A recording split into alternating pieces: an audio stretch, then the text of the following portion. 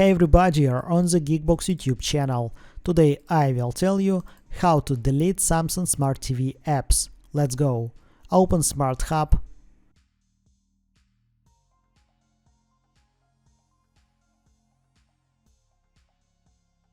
Open apps.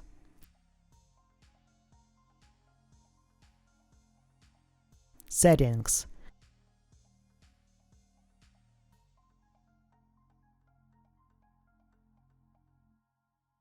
You cannot delete sponsored apps. If the removal is not available, then this is a pre-installed application, but you can delete any application that you have installed yourself. Select App, Delete, and what to do with pre-installed applications. You can just put a PIN code on them or switch smarthub region.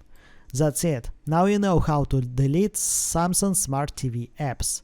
Thanks for watching. Please like and subscribe to the channel. Good luck and see you soon.